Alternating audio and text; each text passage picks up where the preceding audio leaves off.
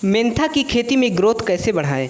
जी हाँ किसान भाइयों, अगर आपने मेंथा की खेती की है और उसमें ग्रोथ नहीं आ रहा है, कल्ले नहीं निकल रहे हैं, तो आज उसके बारे में हम आपको अच्छा उपाय बताएंगे, अच्छा तरीका बताएंगे जिसको आप अपने खेत में अपना कर और उसमें अच्छी ग्रोथ ला सकते हैं। किसान भाइयों, मेंथा की फसल अगर देखा जाए तो करीब 3 महीने के लिए होती है।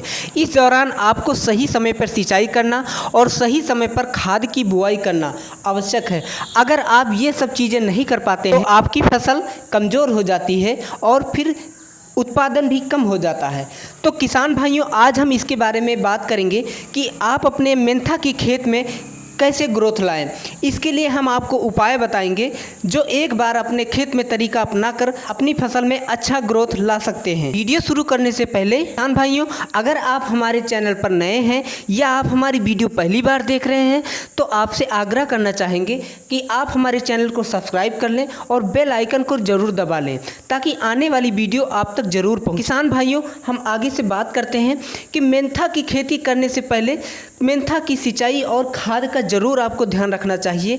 खेत में आपके अच्छी तरीके से सिंचाई हो, हल्की सिंचाई हो और सही समय पर सिंचाई हो। साथ साथ किस समय हमको यूरिया का इस्तेमाल करना चाहिए और किस समय हमको उसकी निकाई गुड़ाई करना चाहिए। अगर आप इन सब बातों का ध्यान रखते हैं किसान भाइयों, तो आपकी फसल अच्छी होगी, अच्छी पैदावार होगी। किसान भाइयों, मेंथा के करीब 1 एकड़ खेत के लिए मेंथा की खेती में ग्रोथ बढ़ाने के लिए सबसे पहले आपको 50 किलोग्राम यूरिया लाना है और 3 किलोग्राम आपको सल्फ़र लाना है और आपको स्पेशल जिंक लाना है। किसान भाइयों, इस तीनों चीज़ों को आप अपने खेत में इस्तेमाल कर ग्रोथ ला सकते हैं, लेकिन सबसे पहले आपको ध्यान देना है कि सबसे पहले आप इन तीनों चीज़ों को अच्छी तरीके से मिलाएं ताकि जो इसका छिड़काव हो सके, जो इस खेत में इसकी बुआई हो सके, वो अच्छी तरीके से पूरे खेत में इसकी बुआई हो सके।